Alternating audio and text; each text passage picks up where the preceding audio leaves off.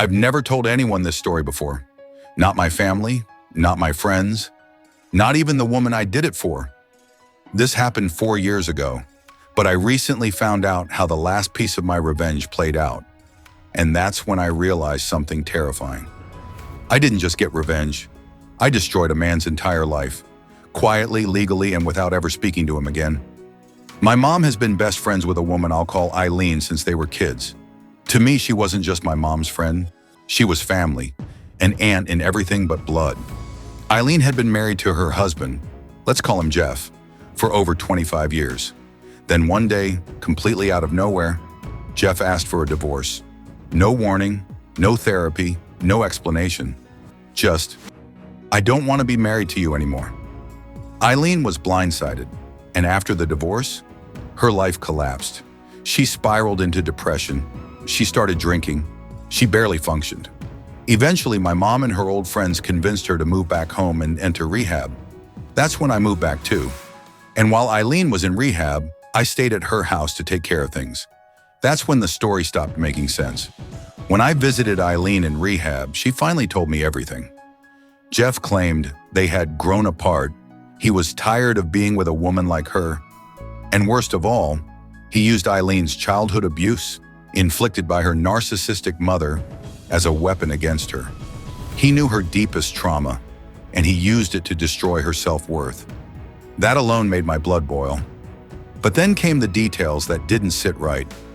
Jeff had been a workaholic pharmaceutical executive, earning mid-six figures.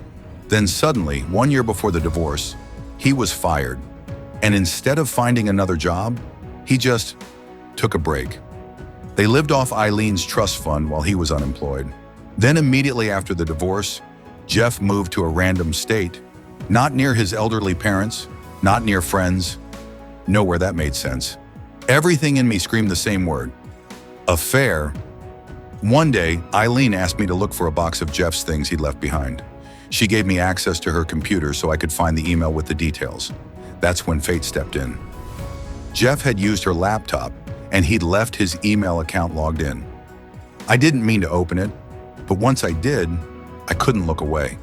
What I found changed everything. Jeff's email told a story he never meant anyone to read.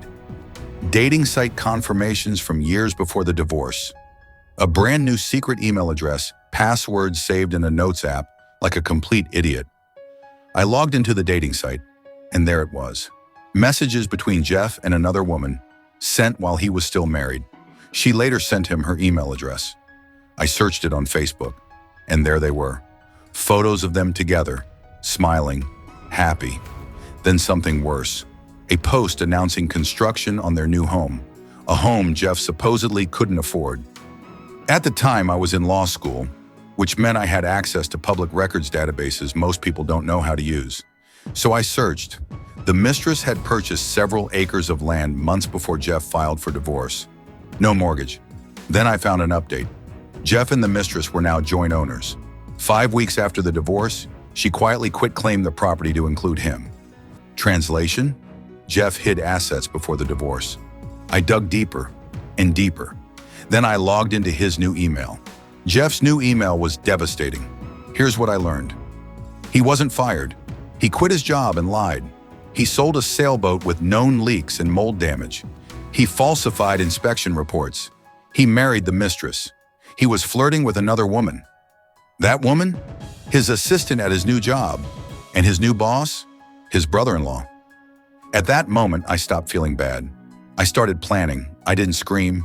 I didn't threaten. I didn't confront. I documented. Then I acted. First, the boat I sent the buyer.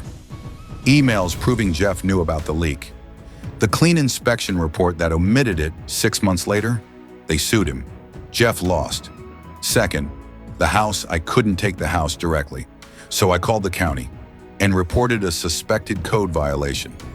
Turns out, the sunroom was fine, but the inspector found something else. An illegal workshop with a bathroom improperly connected to the septic system. Result?